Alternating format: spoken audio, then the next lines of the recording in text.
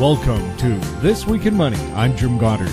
Today, Chartworks CEO Ross Clark takes a look at the meltdown in cyber currencies and how money that used to go into that just a few days ago is now going into precious metals. Wolf Street's Wolf Richter does an extensive analysis of Bitcoin. He says it's more like a pile of casino chips than anything else and has opened a discussion on what is really currency.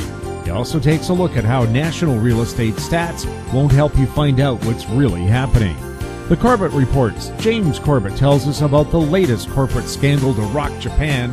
He also examines the continuing purge of high-ranking Saudis and what could be behind it. Plus, at the end of the show, we'll have company showcase updates from American Manganese President Larry Reaugh, Aben Resources President Jim Pettit, and MGX Minerals CEO Jared Lazerson.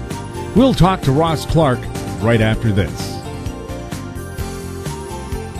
Cypress Development Corp's flagship lithium project is located just east of Albemarle's Silver Peak mine in the heart of Clayton Valley, Nevada. A 12-hole exploration drill program for lithium-enriched claystone on Cypress's 100% controlled properties is now underway. Cypress Development Corp trades on the TSX Venture Exchange, symbol CYP, the Pink's CYDVF, and on Frankfurt's C1Z1. For more information, please visit our website, cypressdevelopmentcorp.com.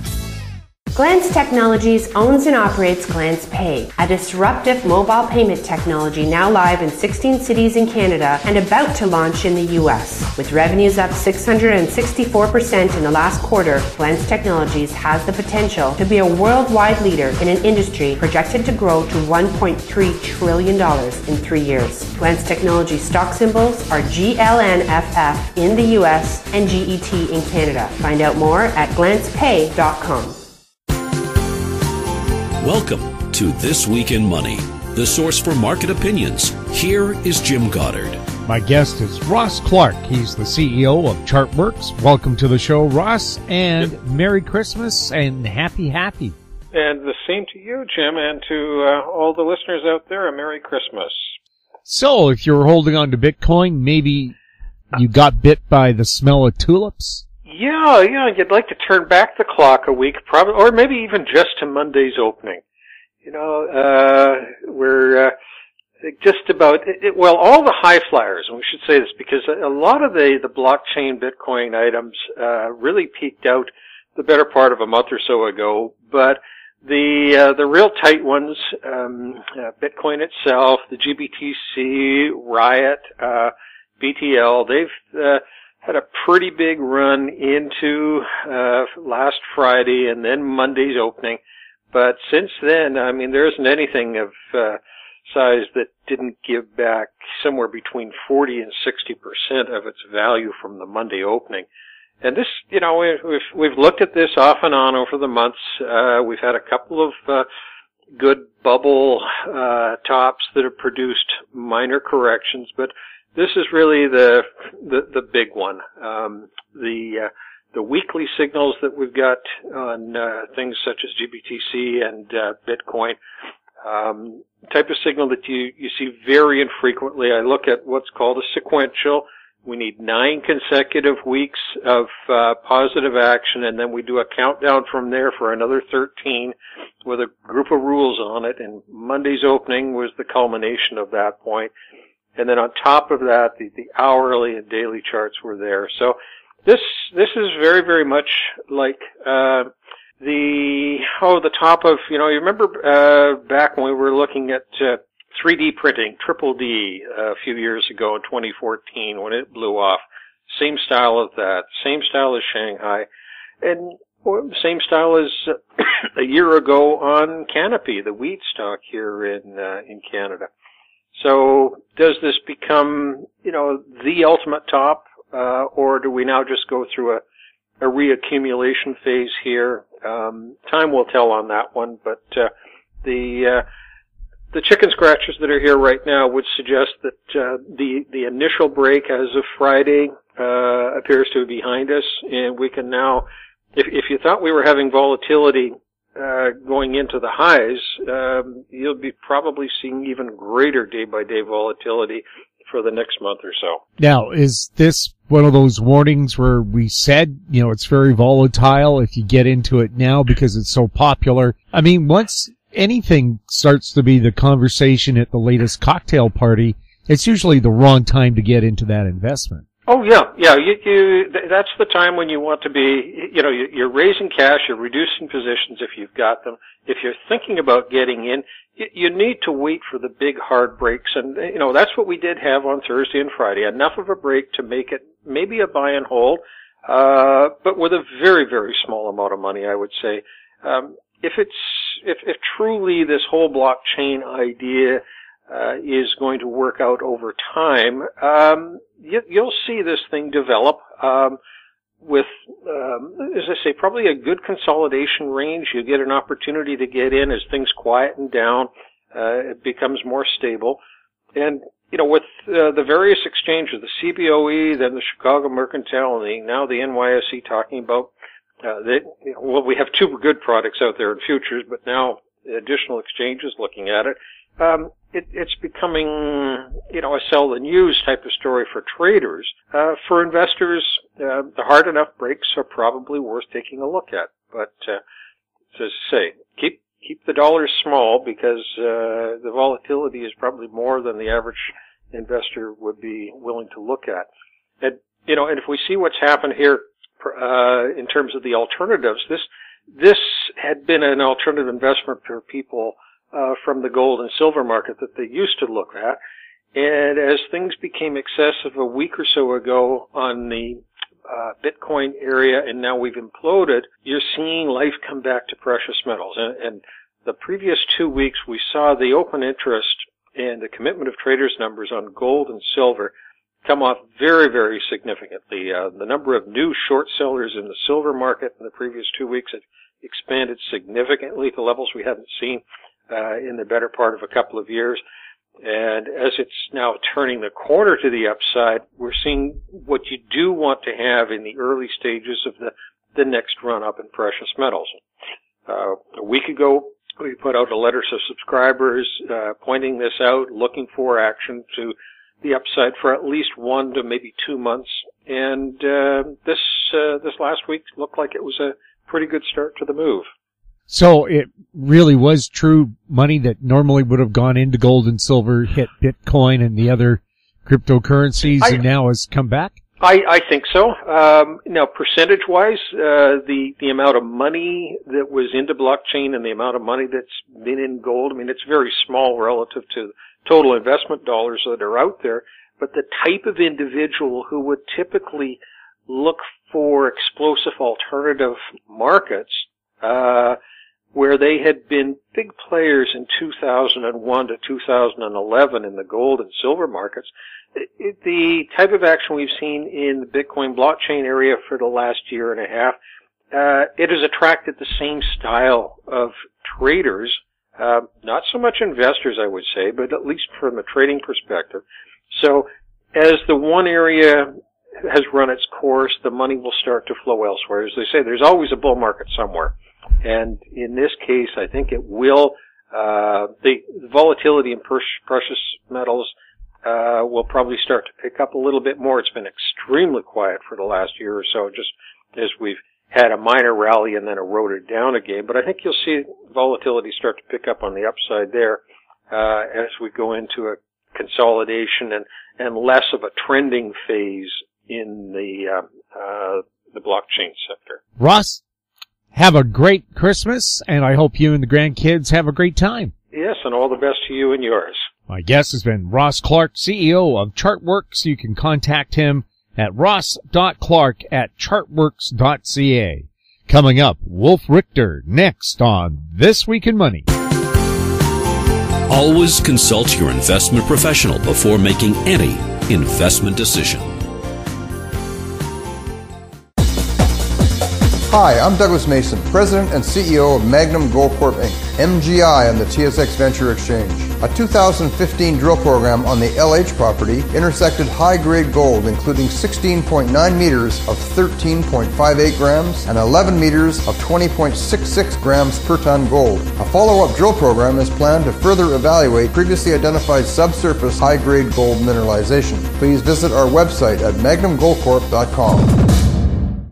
MGX Minerals is revolutionizing the new energy economy with patented lithium extraction technology, replacing traditional solar evaporation using low-cost, low-energy nanofiltration. The first system of this paradigm shift technology is currently being commissioned. MGX Minerals trades on the CSE, symbol XMG, the OTCQB, symbol MGXMF, and Frankfurt, symbol 1MG. For more information, visit our website, mgxminerals.com.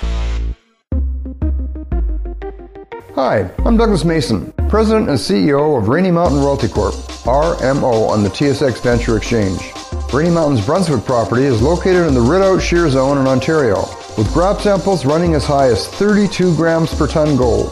A follow-up drill program to test numerous targets located by recent groundwork is planned for early 2018. Please visit our website at rmroyalty.com. This Week in Money is archived online at talkdigitalnetwork.com. My guest is Wolf Richter, publisher of wolfstreet.com. He's speaking to us from San Francisco. This interview was recorded on Wednesday. Wolf, welcome back to This Week in Money. Thanks for having me back, Jim. Wolf, what's happening with high-end real estate in the U.S.? 2015 was probably the year that super high-end real estate really liked the best. And so these days, it's 2017, it's going to be 2018 pretty soon, and those days are gone. At the same time, the sellers still want to get, these, I call them aspirational prices, these big, massive prices that everybody talks about. And we're talking real high-end real estate. Now, San Francisco, where the median price is $1.3 million. That's the median, and that's not high end in San Francisco. But we're talking about things that sell for 20, 30, 40, 50 million.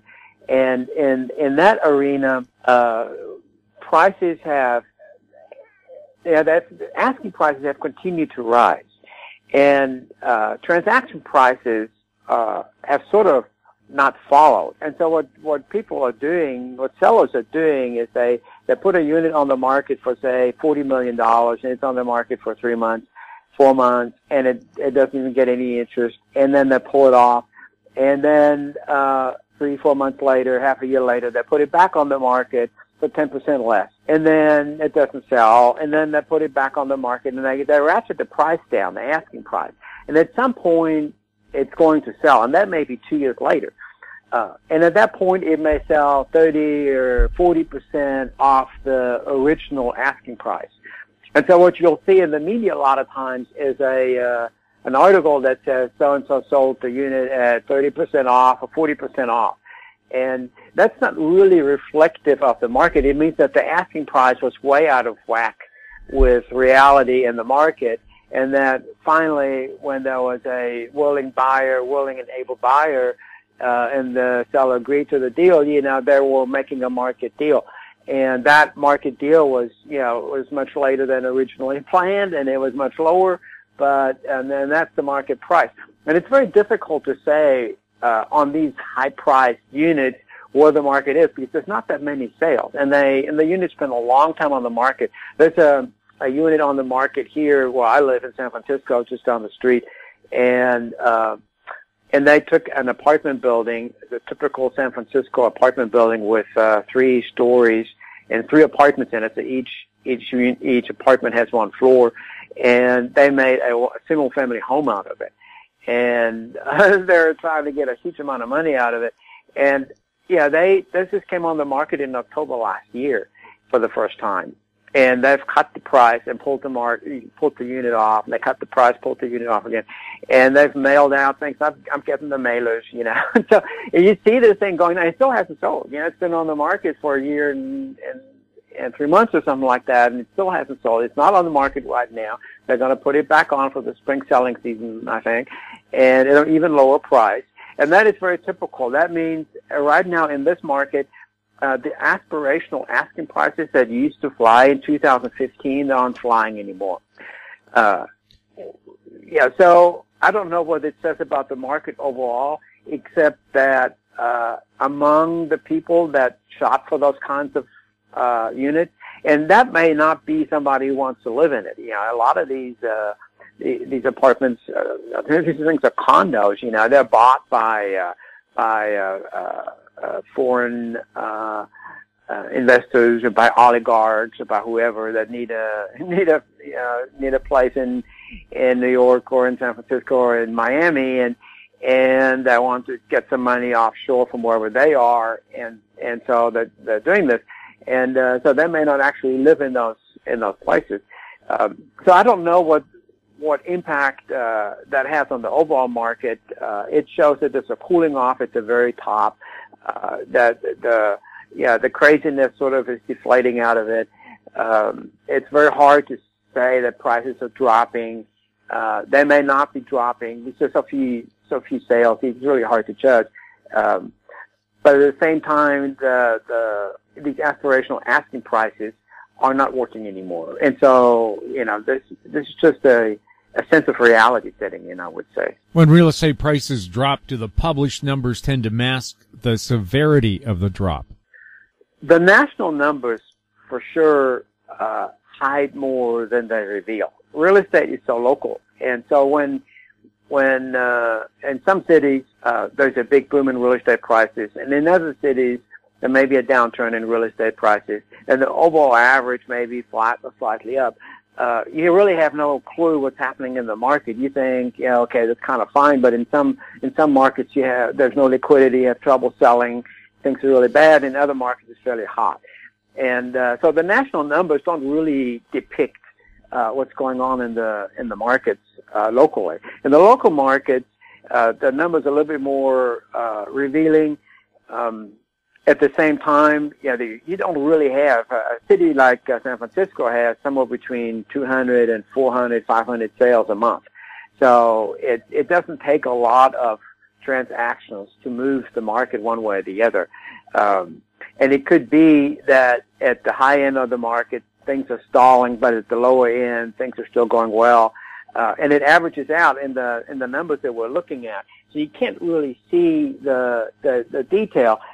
When you have the wrong, in a tough market, when you have the wrong unit, when it's something that's a little off, that's, that has something that makes it a little less desirable, and you're trying to get market price for it, you may not be able to. Because there's not a lot of liquidity, there's not a lot of interest in the market at that point, and they're going after the things that suits them the best.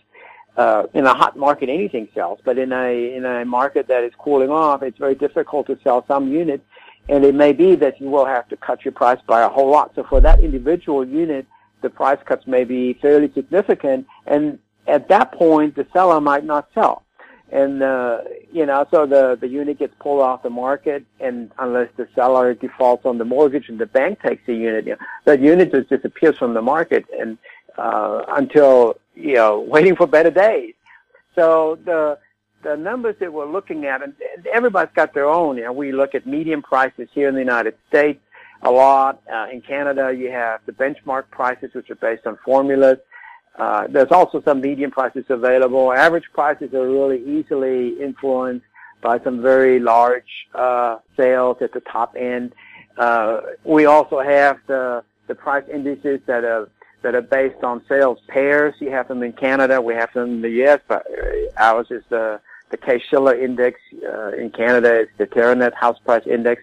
And these are based on one house selling in 1999 and selling again in 2017. And so these are pairs of sales, and they use algorithms to deduct a price change out of that. And they're all telling different things, but the trend tends to be the same.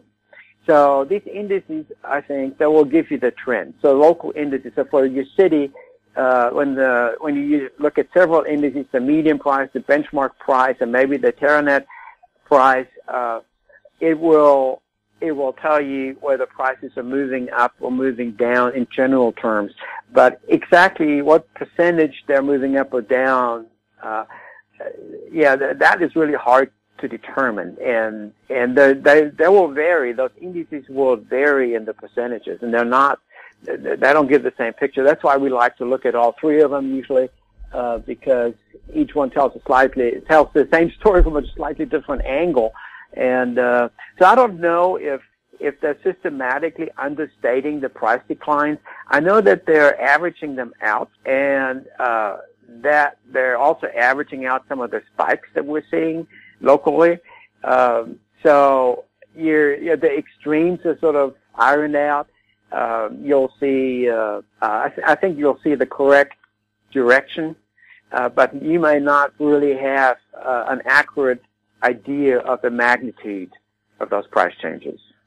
Yeah, I see what also happens is, a real estate expert told me there's kind of like 8 categories of real estate for residential, but real estate organizations like to jam them all together at once when it makes it look like prices are all going up, and then separate them very closely when prices are coming down so that they can average, say, luxury condominiums along with townhouses to still make it look like prices are going up so people are still willing to pay higher prices.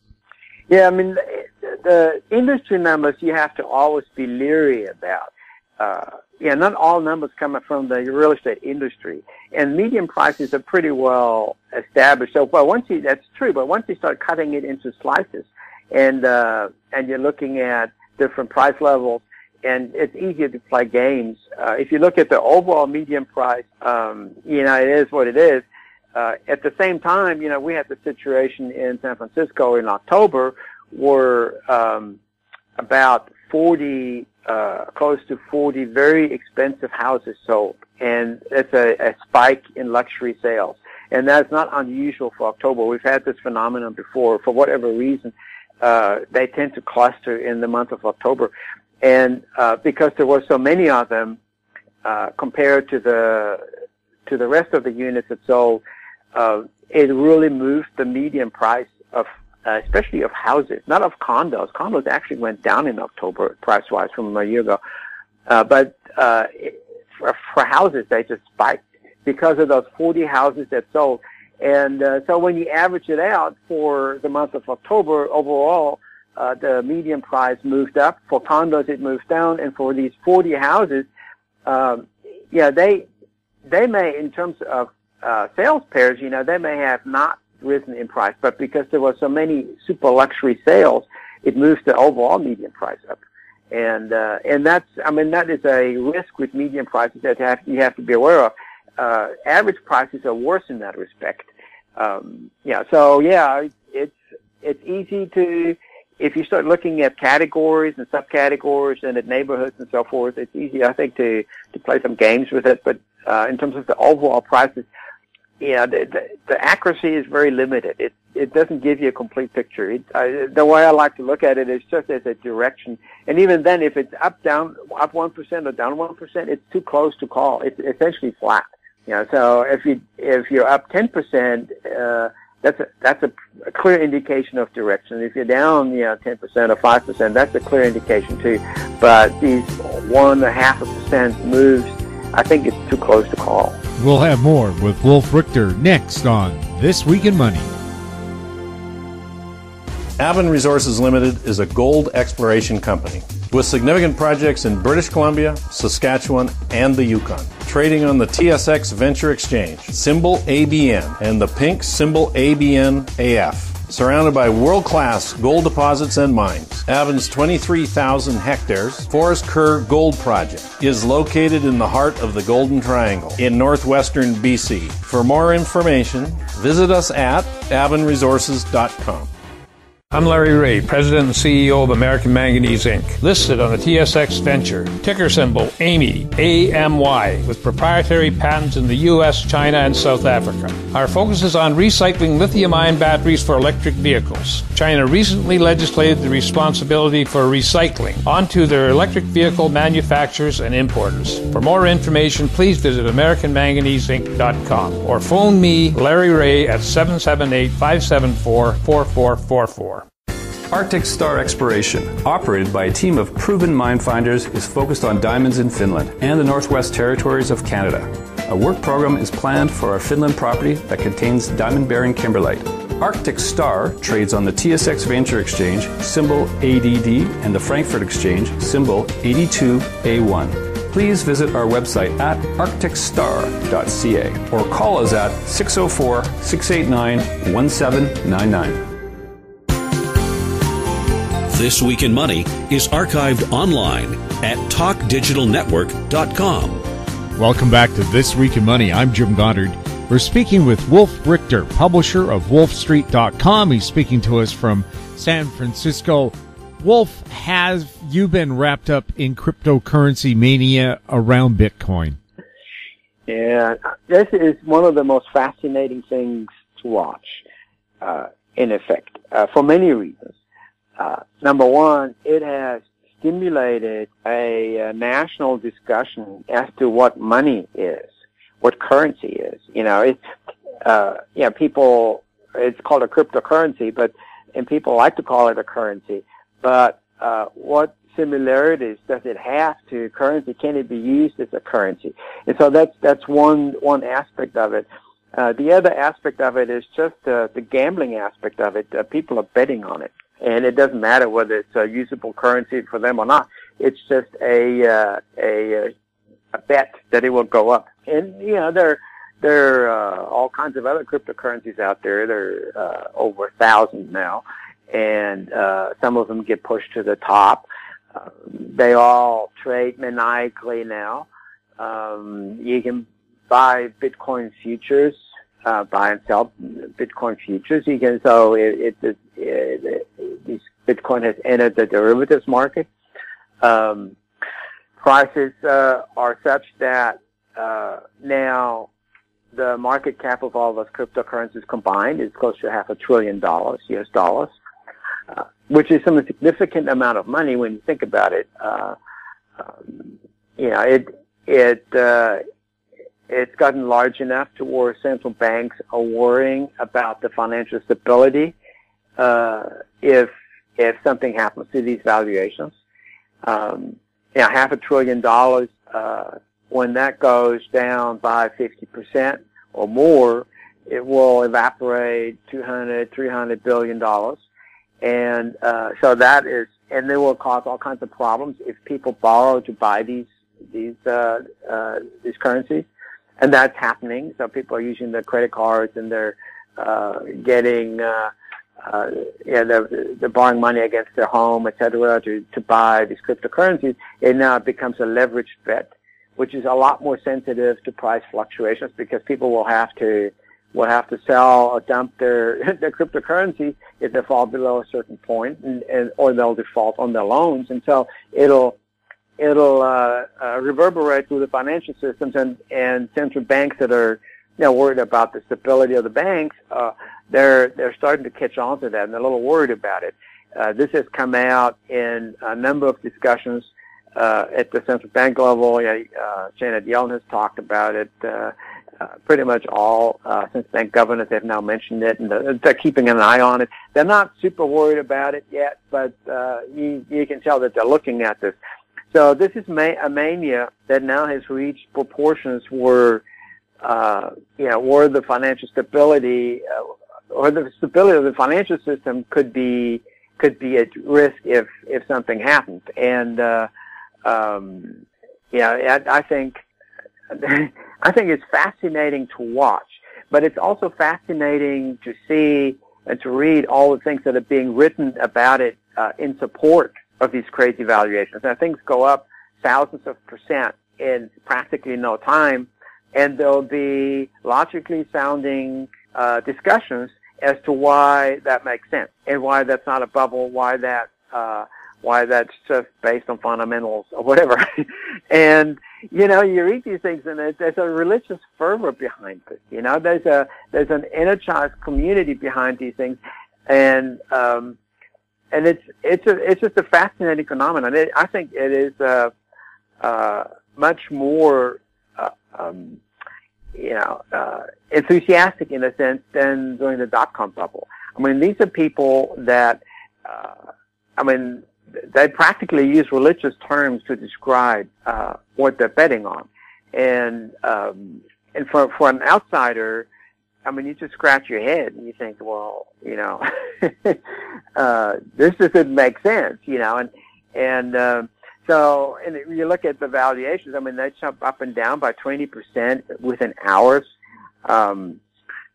This is just something that, and there's no fundamental, value underneath all these things. So, there's no limit as to how high they can go theoretically, because they're already at an irrational limit. So by definition, there's no more rational limit to contain them. So they can go wherever. But then they can also, plunge and disappear, and many of them have become worthless already. Others have surged by enormous rates, and I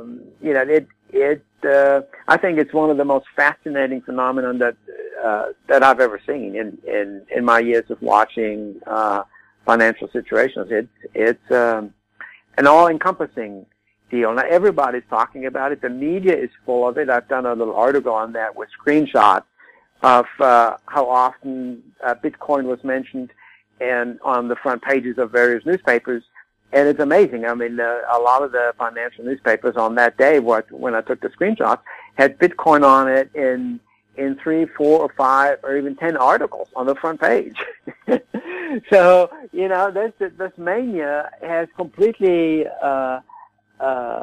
invaded the mainstream media, and it's grandmothers asking how they can buy this stuff now, and it's reached that level where people are borrowing against their houses to buy Bitcoin and other currencies. I don't think I have ever seen anything that's fascinating in many ways, and I'm documenting some of these movements. This is I think it's far beyond the dot-com bubble not in terms of the valuations, but in terms of the fervor and the enthusiasm that pushes these things higher, and the media attention to it. Of course, I kind of think this might have been what it was like at the turn of last century when the car had just been invented, and there were literally hundreds of different car companies, and people put their money in them, but look at how many car companies came out of it. You only had the big 3 left in North America. Yes, and that's true, and there are many examples like that. The dot-com bubble is one of them. There's a dozen or so companies that emerged from it that are now huge, and that are now running the internet, so to speak. And so there are these comparisons. The difference is that these cryptocurrencies don't actually represent a company or a process or technology. The blockchain technology is open source. Anybody can use it. Anybody can issue a new cryptocurrency. And people do. We've had close to 170 ICOs, so initial coin offerings this year, where new cryptocurrency was issued by a company, and these tokens, they don't represent ownership of a company. They don't represent ownership of a technology. They're just like chips in a casino. You own them and you play with them, and you try to make some money with them, and hope for good luck on this. So I think this time the parallel is not super solid. I may be wrong on that, but when Amazon emerged from the dot-com bubble, it was a real company with a real business model, and and its business model was maybe dubious, but it had a huge amount of sales, and it got into the cloud very early on. Its AWS division is now its moneymaker, and it runs 40% of the internet. And I mean, these are real impactful enterprises with hundreds of thousands of employees. The cryptocurrencies aren't that way. You know, they're not companies. They don't represent companies. They don't represent ownership of a company either. So it could be, and it can be, and it has happened that they go to zero essentially when people don't want to trade in them anymore. They're still out there, but the liquidity collapses. There's no trading going on anymore, and you can't sell them anymore. You can buy them, really, if people want to sell them to you, but you can't sell them anymore if you have one. And no matter what the price is. And, yeah, this could happen to any of them, I think. There's just no, there's no framework there to prevent it. I think there is room for a digital currency of some sort, but it can't be volatile like these cryptocurrencies are. A usable currency can't jump up and down 20% in a few hours. You can't use it. You know, it's way too risky to denote prices in the currency. You can't make transactions because by the time the transaction completes, the value has changed so dramatically. As a vendor, as a seller, you may come out short. So, I think this is a technology that that has really stimulated the betting enthusiasm around the world. And I don't know that it has a long-lasting impact on the real economy. How will we know when we hit peak Bitcoin? We will know afterwards. We will know way afterwards. And this is one of those things when Bitcoin has plunged 80% before and resurged. So as have some of the other cryptocurrencies. I would not want to declare at any moment in time that this is the peak of Bitcoin. I mean, you can't do that, and somebody at some point will be correct, but only with sheer luck. This is not something I think that that makes sense doing. I mean, it's just.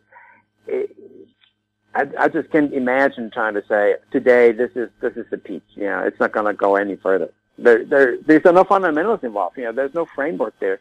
It can go anywhere. It can go anywhere up and down. So it's just when the enthusiasm disappears, when the hedge funds are deciding to pull out, and that it goes down. It goes down very sharply because there's no liquidity in the market. But then it goes down sharply enough, and the hedge funds come back in, and it goes back up. So long as they're playing this game, I think it's very difficult to determine when the peak is. Have any initial coin offerings stood out in 2017? Yeah, so about $4 billion, a little over $4 billion in coin offerings have been made this year so far, in US dollars. And these are initial coin offerings that have been done globally, so not just in the United States, but measured in US dollars. And there's close to 170 of them. They're happening now all the time.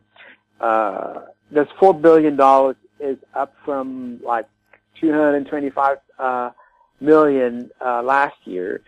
So this is a huge boom. And the biggest one of these initial coin offerings, or ICO, as you call it, is the one that's going on right now, which is done by a company named Block One.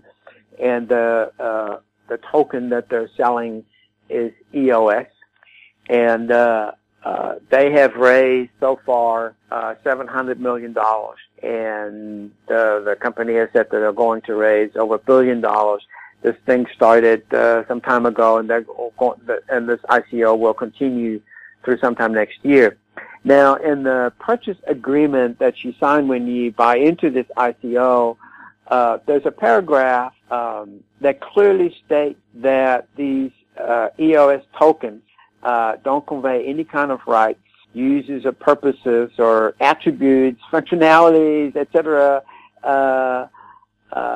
on the EOS platform. So you don't get any ownership of the platform or of the company or of anything else. You just get this token, and the hope is that you can sell it for more than what you paid for it. And I wrote this article the other day, and while I was writing it, the few hours that I spent writing it, this is kind of funny. During those few hours that I wrote this article, the price of that token went up by like 24% just over that time period. So when I initially checked the price when I started writing the article, and when I rechecked it when I was finished, and when it shot up 24%. And then, a few hours later, it plunged by 20% or something, and then it spiked again. So these are the kind of things. But in terms of the money raised, this is $700 million in real money that people have paid to this company in return for these tokens that convey no ownership whatsoever. An IPO, by contrast, you go through a procedure and you buy shares in a company, and then you're an owner. You're a part owner of that company, and you can benefit from the company's growth and its future, and its problems and everything else. You're a stockholder. With an ICO, you get a token that has no relationship essentially to the company that's selling it. It's just a digital item that the company is selling that you can trade on a platform, trying to make money because other people might want to buy it. So people who rave about these ICOs, who rave about this particular EOS token, they keep saying how great the company can be, et cetera, et cetera. And while I doubt that this company will be great and will be the next Microsoft, et cetera, it doesn't really matter. It's irrelevant. It doesn't matter what I think about the company, because the company isn't associated with that token after the token is sold. You don't have any, as a buyer, you don't have any rights to that company or any of its products. You get nothing for that. So it's irrelevant what this company will do in the future, whether it will become the next Microsoft or not, because you as a token buyer, you don't own it. You don't own anything of it. So this is really a situation that is mind-boggling. When you read, and I put that paragraph, that disclosure on my website, where in the purchase agreement, the company tells you precisely that you will not own anything other than the token, that the token will not convey any kind of right or ownership privileges, and it will be, essentially disconnected from the company. And people don't understand this. They don't believe this. To them, it's somehow they keep bidding up the price because they think this company will be the next Microsoft, and it's two separate entities. And that makes it really fascinating that they're able to get this kind of market. Get this kind of money out of the market with a theory or with a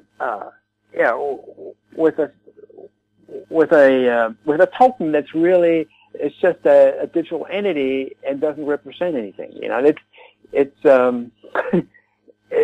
represented as if it were an IPO, but it's not. It's just a sale of a digital item, and essentially useless digital item unless you can find a buyer for it. Being able to raise $700 million or $1 billion that way globally is just fascinating. Now, the SEC is cracking down on this, so it is now the company is not offering these units in the United States, and China has cracked down on this, so the company is not offering this ICO in China either. And there may be some other countries where this is not available. So regulators are starting to pay attention to this, and belatedly. The SEC has been talking about it since June.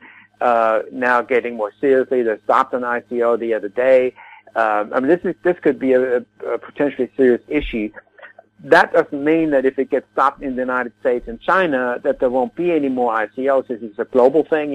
It's transnational. They can be done really anywhere. And so even if the United States were to put a stop to this, that would continue. It is not.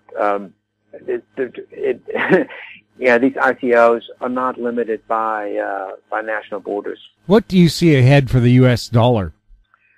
So the Fed has been trying to raise rates, and it has done so successfully on the short end of the curve. Its target for the federal funds rate has been moved up to 1.25 to 1.5 points now, up from essentially zero a couple of years ago. The 2-year yield of the U.S. Treasury is approaching 2%.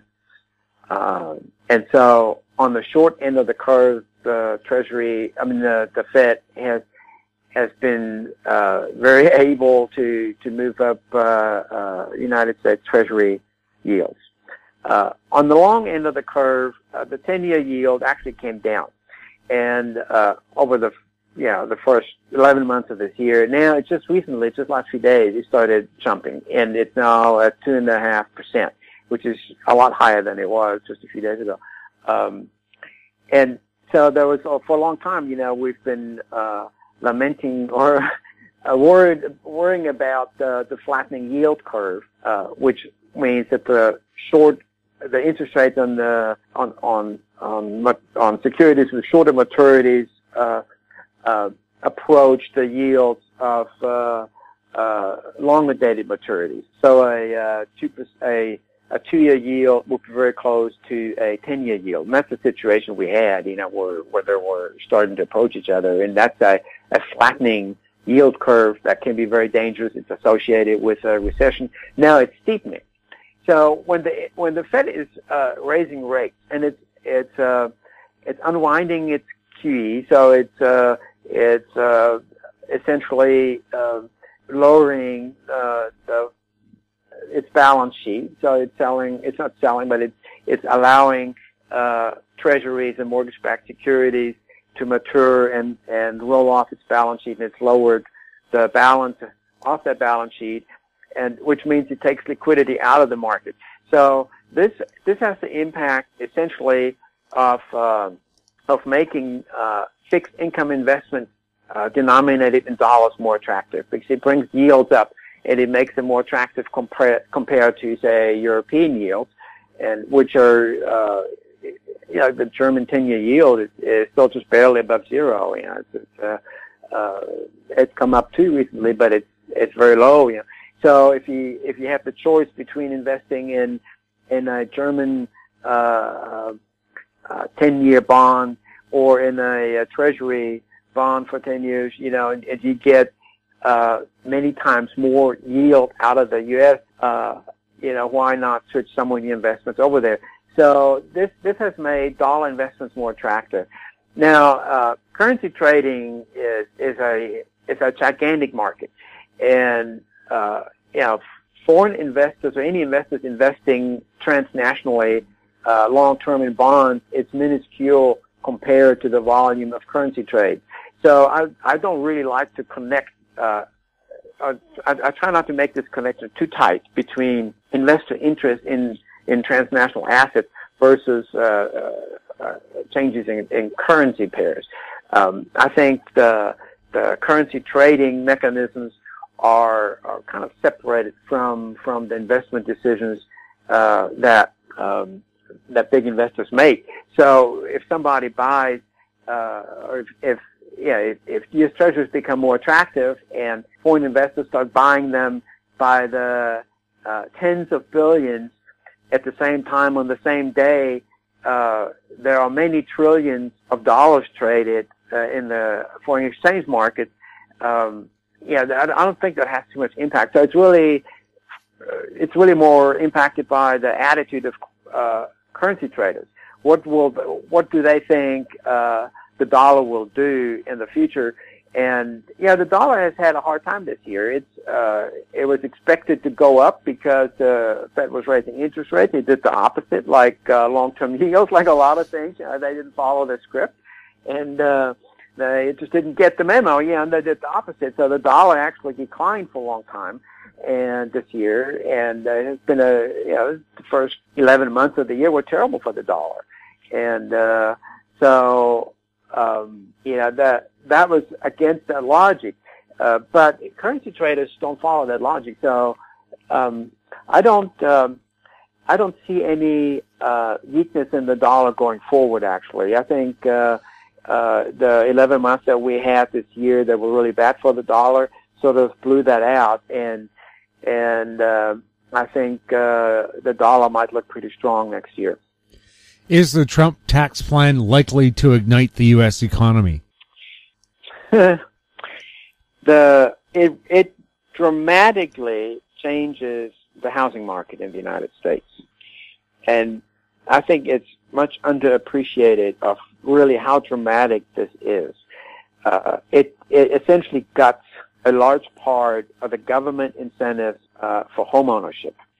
And at the same time, it gives people other benefits that are unrelated to home ownership. So without getting into technicalities of our tax code here, it will give people a big tax cut in terms of the standard deduction that we use. But this tax cut will replace the tax benefits associated with home ownership. So now renters get the same, in other words, renters get the same benefit. And you no longer need to own a home to get these benefits. You can live in a tent and get the benefits. So, I think this long term, this will change the way we look at the housing market. Because in the United States, the mortgage interest was deductible, property taxes were deductible. So if you're in a high tax bracket, you could save significant amount of money through home ownership, and that's going away. At the same time, you got some big tax benefits on another side. So you're not losing out. Actually, you're probably getting a tax cut, but it's coming in a different way, and you don't need to own a home anymore to do this. So I think this will have a long-term impact on the economy via the housing market. And I don't think that is as fully sunk in yet just how important that change is. I think it will dramatically change of how, over the next years and decades, of how we look at home ownership, just the whole principle of home ownership. And it will no longer be the smart tax decision to own a home. It will no longer be a smart tax decision to go into debt to buy a home. You will not be rewarded anymore for these things. So, we'll have to see how that changes the actual flow in the economy. But I think the housing market will be impacted by that in dramatic ways. In terms of companies getting a tax cut, I have a little company. I'm happy for the tax cut, I have to admit. Yeah. But it's not going to make me hire anybody or invest in new equipment or do anything else like that. That's been kind of the consensus among a lot of companies, actually. We're not going to hire any more people. We're not going to spend this money on any more equipment. We have a lot of cash already. If you need to hire somebody, we're already hiring them. So, I think that in terms of increasing employment and investment, it will have very little impact. There are other provisions that allow companies to quote unquote repatriate their overseas cash. Now, this overseas cash really isn't overseas. It's just like we know from Apple. It's an account in Ireland where it has registered many billions of dollars, but that money is invested in U.S. Treasuries and U.S. corporate bonds and in all kinds of other things. So it's already invested in the United States. It just can't be used for corporate purposes. So when they're allowed to repatriate this money at a lower tax rate, what they will do is, which is what they've done before when they were able to do that. There was a 2004, there was a tax holiday for this repatriation. And all they did was buy back shares with this money and increase executive bonuses. So I think this is kind of what we're looking at this time around too. There'll be more buybacks. There will be bigger executive bonuses. There won't be any more jobs because of that, and there won't be any more investments. Wages won't go up because of that. I mean, wages may go up for other reasons, but not because of that. And companies don't raise wages because they pay lower taxes. They raise wages because they have to. They raise wages if they can't find the right people for the amount that they're offering. everybody wants low-wage labor, and so they're trying to pay as little as possible. And when that's not working anymore, when they can't fill the jobs, they have to raise wages. But they won't raise wages because they're saving on taxes. That connection is completely silly. So I think the overall impact on the economy will not be as strong as it has been touted. I think it will make major changes in the housing market, which coincides with with the Fed raising rates and with home prices already being extraordinarily high. So these changes, I don't think are for. I don't think these changes will make home prices go higher. I think it will have a detrimental effect on home prices. It will have a detrimental effect on home sales, so on transactions, the number of transactions. It may have a detrimental effect on how often people move, because now there are incentives in that tax code for people not to move because the old mortgages that they got this year or last year or 10 years ago, they won't be impacted. Well, will be impacted on new mortgages. And so people with a big mortgage from a year ago, they're going to hang on to that if they can. I think the housing market will be negatively impacted. I think the rest of the economy, will probably be slightly positively impacted in some ways, but not as nearly as big as the Republicans have claimed. What do you see ahead for Canadian real estate? Toronto and Vancouver are probably the two places that are really worrisome, and for financial institutions in Canada, for the Bank of Canada, and for the industry as a whole, because prices have really soared there. In some of the other markets, the price increases weren't that steep, and it's not as big of a problem. So given the debt levels in Canadian households, I think that come together with rising interest rates. I think there'll be some headwinds. The amount of debt held by households compared to their disposable income in Canada is one of the largest in the world. But what really matters is in the percentages of the population that are vulnerable.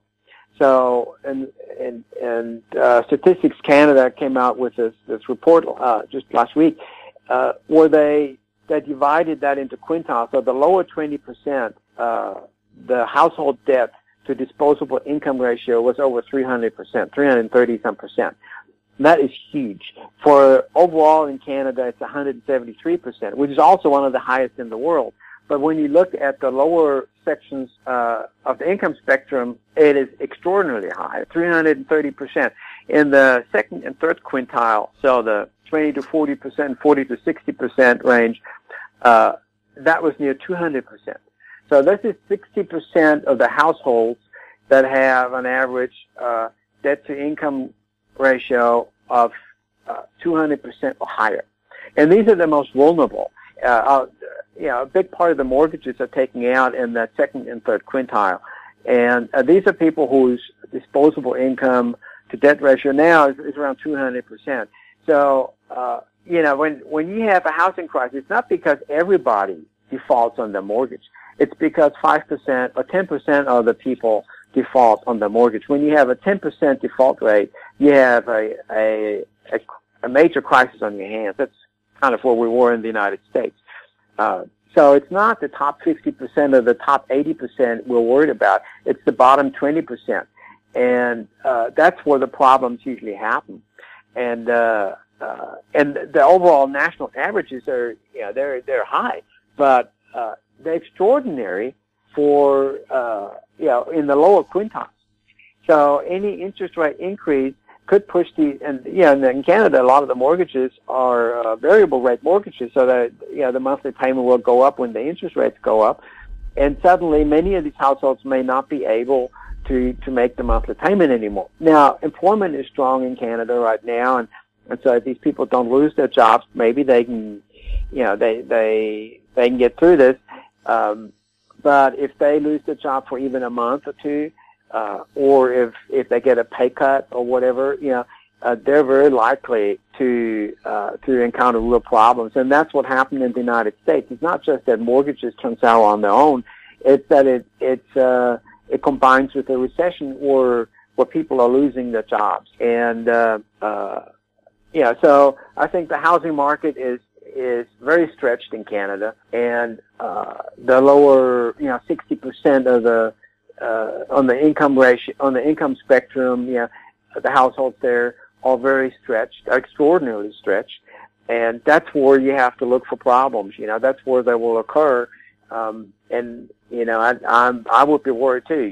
If I were a bank in Canada, I would be very careful with mortgages now at these prices. And prices are already coming down. In Toronto, the median price from the peak in April has dropped significantly. I mean, it's down quite a bit. It's still up year over year, because in April it was up 30% year over year. It takes a lot to wind that down, but the median price in Toronto dropped by like 18 or 19% from April. So that's, people are underwater already. People who bought in April are underwater, and the mortgage is underwater. So it's not like there are no risks here. Statistics Canada said that the third quarter was the first quarter since 2009 when home prices in Canada overall declined. So it's you feel like you're on the verge of something. You're kind of looking something that's gradually developing, and it takes a long time. The housing bust in the United States took 4 years to play out. And this is not something that happens overnight. So these are gradual changes that eventually happen, and there's no crisis in Canada right now. Their economy is strong, employment is strong, so there's a lot of good things happening. To prevent any kind of sudden move in the real estate market. But it's very stretched. Prices are coming down in a lot of markets. Interest rates are going up. Households are overburdened, especially in the lower 3 quintiles, are overburdened with debt. And something tells me that the risks are huge right now. You don't want to, and I don't know what to recommend, because people are in homes and they really can't. What do you do? Sell? And they're not speculators; they're homeowners that live in those homes, and so it's a really tough situation to deal with, and you have to live somewhere, and there's no easy way to get out of this. At the same time, the real estate bubble has been allowed to go far too long, and it's far too difficult now to deal with. And I think the Bank of Canada needs to very seriously do some mea culpas here, because that's in part of where that came from. Wolf, how can people find out more about Wolf Street? wolfstreet.com. Everything is on there. Everything is for free. And I write 1 or 2 articles a day, and I have some other people who write, so should always be something new on it. Thank you so much for being on This Week in Money, and I hope Santa is very generous. Thank you very much, Jim. My guest has been Wolf Richter, publisher of wolfstreet.com. He was speaking to us from San Francisco. Coming up, James Corbett, next on This Week in Money. I'm Brian Fowler, president of Blind Creek Resources Limited, listed on the TSX Venture Exchange, ticker symbol BCK. Blind Creek is focused in the Yukon, Northwest Territories, and British Columbia. The company's key property is the Blend Project, one of the largest undeveloped lead zinc silver deposits in Western Canada, plus plans to advance the recently acquired, fully permitted historic Engineer gold mine in the Atlan district of northwestern BC. Check us out at blindcreekresources.com.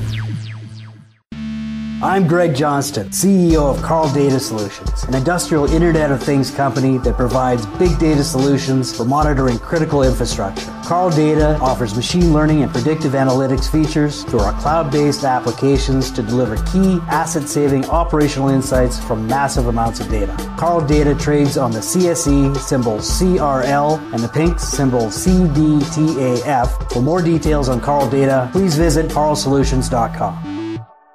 I'm Bill McWilliam, President of Cascadero Copper, CCD on the TSX Venture Exchange. Cesium is one of the world's rarest metals with a growing industrial demand. Drilling is underway on our Tehran property in Argentina to prove up a cesium resource. Cascadero's patent-pending leach process has the potential to make Cascadero the lowest cost supplier of cesium in the world. Visit our website, cascadero.com, or phone us at 604-924-5504. This Week in Money is archived online at talkdigitalnetwork.com. Welcome back to This Week in Money. I'm Jim Goddard. I'm speaking with James Corbett, publisher of the CorbettReport.com and editorial writer for the International Forecaster. He's speaking to us from Japan, where he has worked and lived since 2004. Welcome back to the show, James, and best of the season. Yes, thanks for having me on, and Merry Christmas, Happy New Year to you. James, I have to ask, is Christmas a big time in Japan, or is it becoming one? I think it's becoming more so, and it is certainly a commercial holiday. It is not an actual holiday. People do not get the day off work. And weirdly enough, Christmas Eve is a date night here, almost akin to Valentine's. I don't know why on earth that is, but it is. Santa is going to bring love down the chimney to you. I saw Mummy kissing Santa Claus, I guess. And chocolates and Valentine's, chocolates and Christmas. And cake. Christmas cake is extremely important here for some reason. Not so much here. No. Taking a look at international affairs, Saudi Arabia, are they still rounding up princes and charging them with alleged unethical practices? They are. The so-called corruption drive is continuing apace. And so this crackdown, as it's being termed, is continuing to go on. And this is all being done, I think, as people know, under the auspices of the Crown Prince Mohammed bin Salman, the son of the current Saudi King Salman. And Salman is King Salman, for his part, is saying that he is continuing to be determined to confront corruption and is still using the same rhetoric. So this is an ongoing thing, but as I think a lot of people have been pointing out, there is definitely a political undertow to this. This is not about a corruption crackdown in any straightforward sense.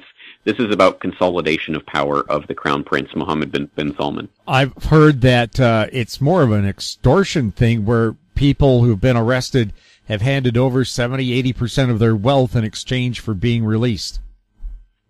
That is true, or at least those are the reports that are coming out, that billions of dollars have been essentially extorted from some of these exceptionally rich princes who were being held in the Riyadh Ritz-Carlton, and part of the, at least according to the reports that have come out, billions of dollars have been extracted from their overall wealth as basically extortion to allow them to continue on with their activities. Now, is this to finance the war against Yemen, or to gird their loins for a possible war against Iran? Perhaps a little bit of both, perhaps that and other agenda items besides, because, of course, as people know, the part of the Vision 2030 as the transformation of Saudi Arabia into a future, techno state, as opposed to the current oil state, involves such steps along the way as the creation of the new megacity out in the desert that is projected to be a $500 billion project. I can't even wrap my head around that figure, but that is part of it. And other such things, including, of course, the sell-off of the 5% stake in Saudi Aramco, which is a significant thing for the kingdom, which had been expected to raise quite a bit of money, upwards of a couple $100 billion, but may actually raise significantly less if oil prices do not come back up to where they were just even a couple of years ago. So Saudi Arabia has been feeling the pinch for a while now, and I think this, I'm not sure this is a desperation move at this point, but certainly, again, it's about consolidating political power and a little bit of financial control over the kingdom. Has China arranged to buy that 5%?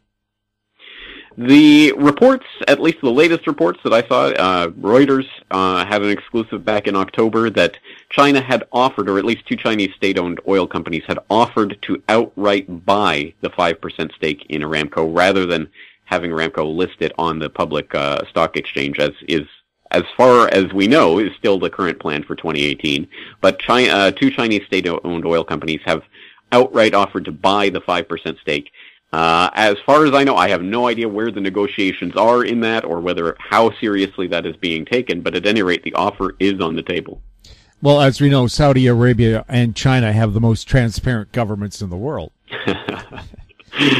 Indeed. And interestingly, they're both in the midst of their corruption crackdowns. Of course, President Xi Jinping has been in the midst of his for a few years now, and very much like Saudi Arabia, the Xi Jinping corruption crackdown seems to target his political enemies at an inordinate rate. And do they end up coughing up extraordinary fines? I think in some cases there are fines involved, but I think a large part of it is about arresting and getting rid of political competition. If there was a conflict between Saudi Arabia and Iran, two of the world's biggest oil producers, what would that do to the price of oil? Well, as I'm sure the listeners don't need to be told, any disruption in oil markets generally causes a spike in prices, and a disruption in the very heart of the oil producing, or at least what has traditionally been the oil-producing part of the world, is a recipe for extremely high spike in prices. So one could imagine, if it did come to a direct confrontation between Saudi Arabia and Iran, that oil would spike immediately and quite dramatically. There are, I think, several steps to go before there is an outright confrontation, direct military confrontation between Saudi Arabia and Iran, but that is at least something that people should be keeping an eye on, is the tensions, the growing tensions between Saudi Arabia and, of course, America and its backers, and on one hand, and Iran and some of its newer geopolitical and economic brethren, including China and Russia, who are more and more embedded with Iran and Syria and Lebanon and to some extent even Iraq in intelligence sharing operations and economic ties that have been growing over the last several years. And, of course, conflict might hit the financial markets end pretty hard as well. One could imagine, again, that would be an extremely disruptive event that would definitely have a toll on financial markets, which, I'm sure your listeners don't need to be told, have been artificially buoyed up over the past several years by the coordinated effort of the central banks around the world, most notably the Federal Reserve and the Bank of England and the European Central Bank, but other central banks as well, including the Central Bank of Canada, which have artificially basically inflated a stock bubble that is continuing, even as we speak, to hit record highs in the United States on the back of the tax break promises of the Trump administration. But as has been pointed out before, something like 90+% of the stock market rise over the past several years has been directly attributable to the Federal Reserve's interventions in the market, not from any actual productive activity. So all it would take is a major military confrontation to basically send that house of cards crashing down. That's something that I think people really do need to keep in mind. Any Asian market reaction to the U.S. tax bill? Well, I guess it depends who you ask. The NASDAQ.com, for example, has an article up saying that shares are mixed. Asian shares are mixed as the U.S. Senate passes its tax bill, whereas CNBC is reporting that stocks gain after Wall Street climbs on U.S. tax optimism. But in any event, we're talking about fractions of a percent of change, and mostly downwards, actually. If you look, at least at the moment, the Nikkei is slightly down, the ASX 200 is slightly down, the Shanghai is slightly down. The only stock index that is even slightly up right now in the region is the Hang Seng Index, and that's only by 0.16%. So it hasn't been much change, and I think trying to tie this into the U.S. tax bill is a little bit of a stretch at the moment. I think that does affect the yen and the yen's price against the dollar, which can have an effect on the Nikkei. And generally, if the yen is losing ground against the dollar, that's good for the Japanese economy and good for the Nikkei. But in this case, as I say, the Nikkei is currently down 0.34% on the day. So I think there's a lot of different things going on, and the U.S. tax bill is only one part of them. In Japan, of course, I think people are looking more to the recent scandal, or the latest scandal here in Japan Inc., about the bid rigging that's going on around this maglev train that is slated to be the next great big project that will connect Tokyo and Osaka and go over 300 miles an hour and make those cities the transport between them something like 60 minutes in length instead of the 3 hour or 2 hours that it currently is. So That's a huge, major, visionary project that Japan is working on, but it has now come under great degree of scrutiny as 4 of the companies that are involved in that process are now looking at facing a major bid rigging scandal and are being raided by the government. The 4 corporations are Taisei Corp, Obayashi Corp, Shimizu Corp, and Kajima Corp. And those 4 are now all being targeted directly by the government in a probe, and I believe all 4 have had their offices raided. And just speaking of the woes that are going on in Japan Inc. right now, there is another major story that's being reported right now of the Japanese Transport Safety Board has just reported on a 14-centimeter crack that they discovered in the undercarriage of a Shinkansen bullet train here in Japan, that they labeled a serious situation. The first time they have ever made such a determination in their 53 years of service.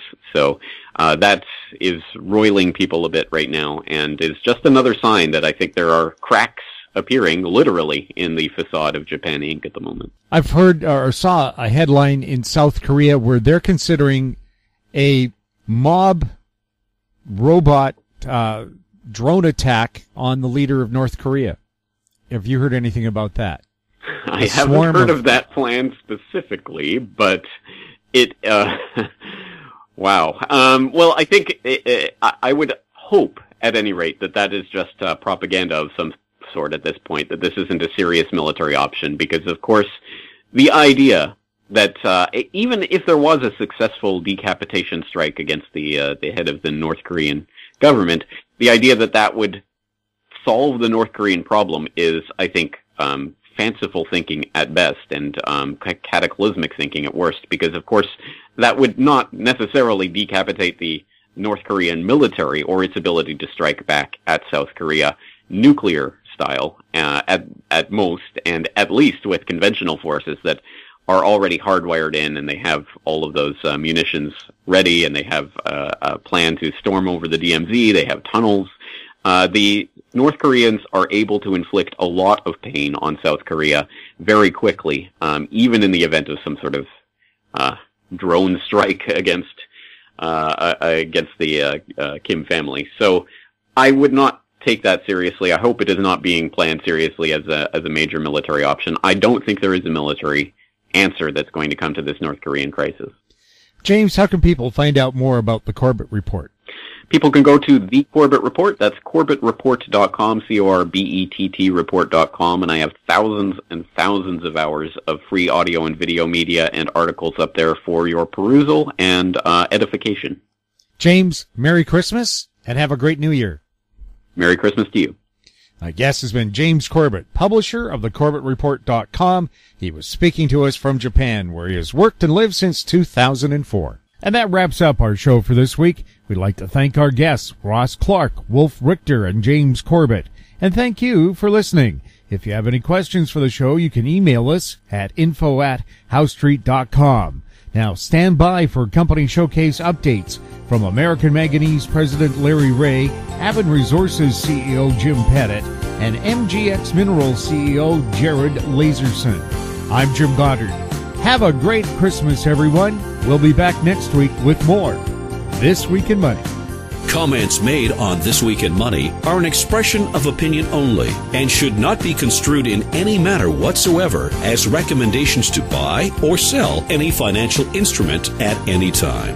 Archived online at TalkDigitalNetwork.com. This Week in Money is a production of Howe Street Media Incorporated. Executive producer is Tom Allen. Welcome to Company Showcase, an advertising feature on HoweStreet.com. I'm Jim Goddard. I'm speaking with Larry Reaugh, President and CEO of American Manganese. Welcome back to the show, Larry, and Merry Holidays. Well, and a Merry Christmas to you, Jim. And as usual, I'm quite happy to be on the show. A couple of updates for us, Larry? Well, we've had a couple of releases this week, and both of them very excellent and positions the company well.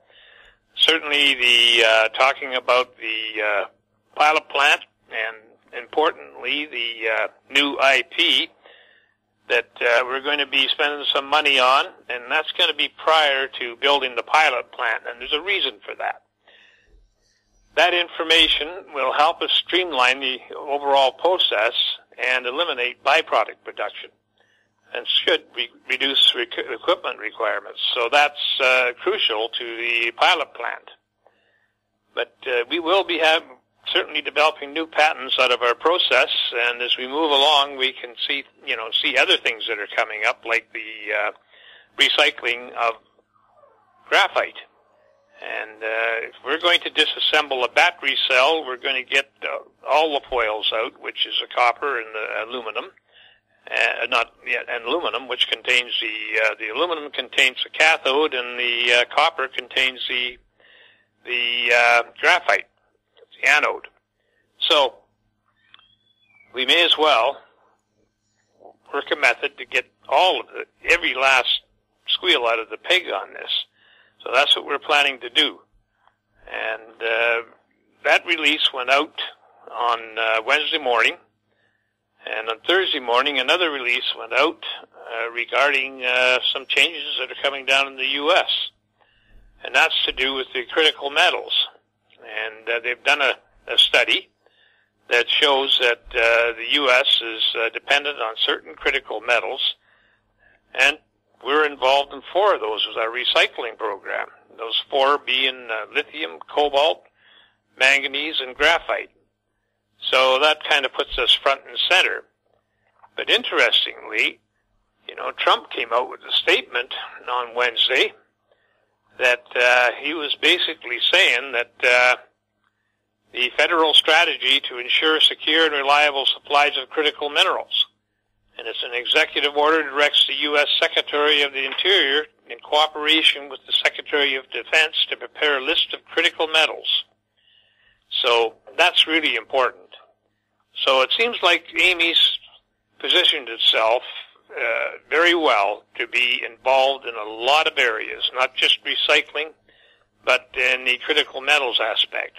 As you know, AMY developed, this whole thing was developed out of a patent we developed for manganese and at Artillery Peak in Arizona. So, I've always felt very good about that patent, and I always felt very proud of the fact that the company achieved something that nobody else could do in the last 60 to 80 years. And certainly Cometco deserves a huge pat on the back, because they have the means and the brains to pursue these types of problems and to come to a very productive conclusion. So that's just before going into Christmas, I think there couldn't be a better gift for the shareholders than to be aware that the company is exposed in all sorts of different avenues now. And so we won't just be exposed in recycling of the metals. We will be exposed, as our name has portrayed for years, critical metals. And, that is definitely coming to the forefront, because it's becoming very, very concerning for the U.S. about where their supplies are coming from. Right now, a lot of it comes out of Russia. A lot of it comes out of China. That can't carry on. There's problems that arise every day in those areas, and it'll eventually come to an embargo. So we got some solutions, I think, that could certainly help the United States and Canada.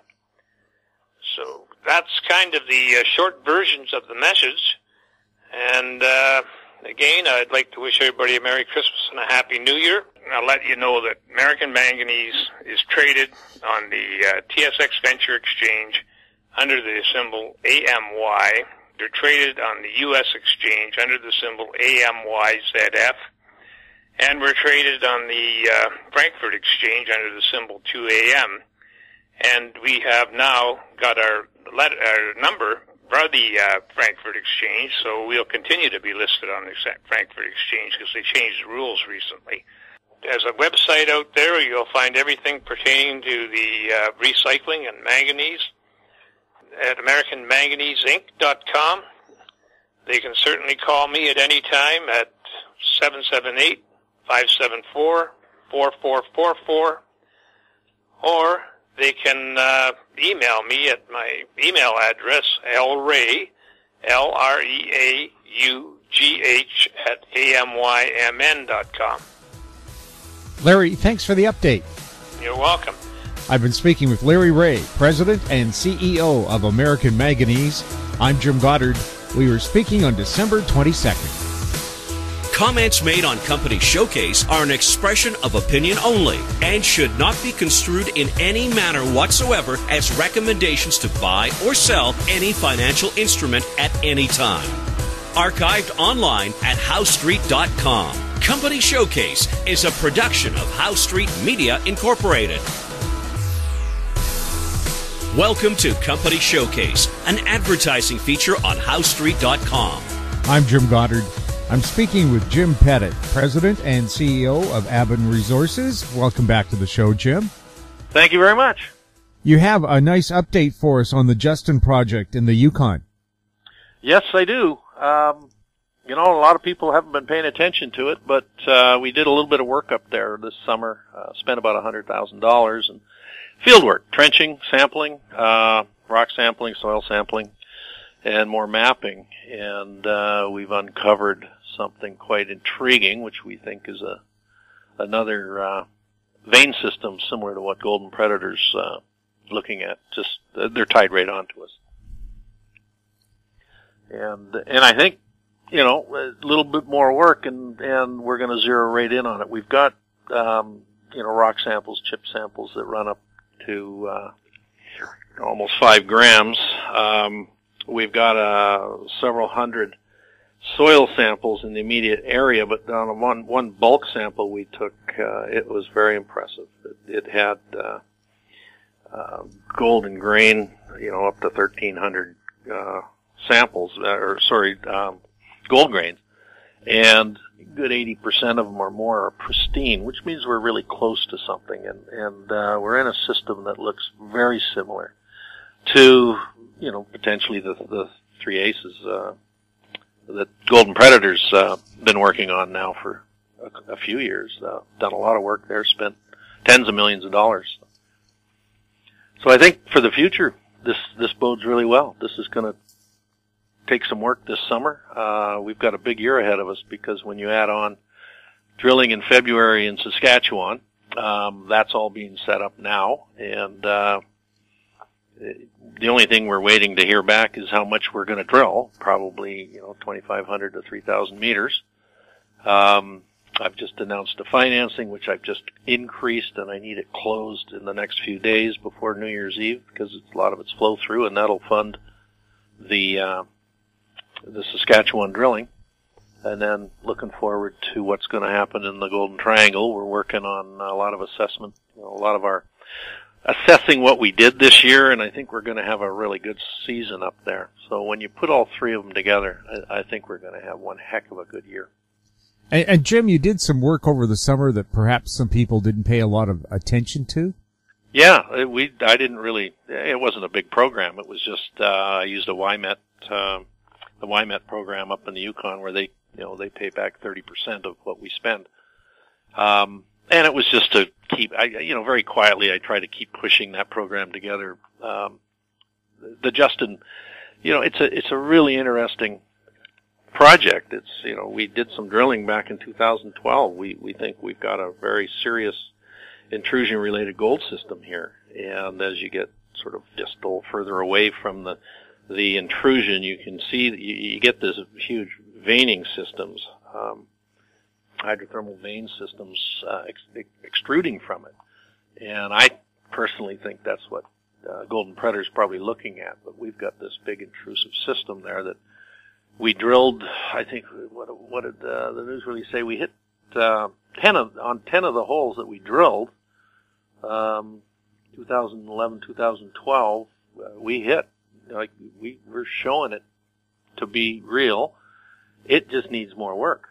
And we've been waiting for a market where, we can go out and raise the money for it. So it's, when you have that on top of the, Golden Triangle, you've got some pretty serious, potential for high grade discovery. Jim, can you give us some background for Aben Resources? What have you been up to? Who's behind it? Well, Aben is right now. It's been around a while. It's a gold we're a gold exploration company, and we've got these 3 projects, one in BC, in the Golden Triangle, which we're working. We've got a new discovery there that we're going to go back into in the new year, probably starting end of May. We've got the Saskatchewan property that's drill ready. It's right beside Silver Standard's recent acquisition of Cloud Resources, and they're spending a substantial amount of money on exploration because they think there's tremendous exploration upside to their resource there. And we're just on their southern border. They're actually going to spend. They've been in a talk I was listening to. They announced that they were going to drill just about 40,000 meters in exploration work, which is tremendous for us. It's a really good indicator of the area, the potential for the area. And then, the Justin project, what we found this year, I think we can turn that into something pretty substantial. Jim, where is Aben traded and under what symbols? Aben's trading under the symbol ABN on the TSX Venture. It's under ABN.V on the pink sheets down in the States. Trading right now in the 13 to 15 cent range. And I think coming into the new year, we're well poised for some good upside. Jim, have a great Christmas. Thank you very much. You too. My guest has been Jim Pettit, President and CEO of Aben Resources. I'm Jim Goddard. We were speaking on December 20th. Comments made on Company Showcase are an expression of opinion only and should not be construed in any manner whatsoever as recommendations to buy or sell any financial instrument at any time. Archived online at HowStreet.com. Company Showcase is a production of How Street Media Incorporated. Welcome to Company Showcase, an advertising feature on HowStreet.com. I'm Jim Goddard. I'm speaking with Jared Lazerson. He's the president and CEO of MGX Minerals. Welcome to the show, Jared. Hi, Jim. Can you tell us a little bit about MGX Minerals?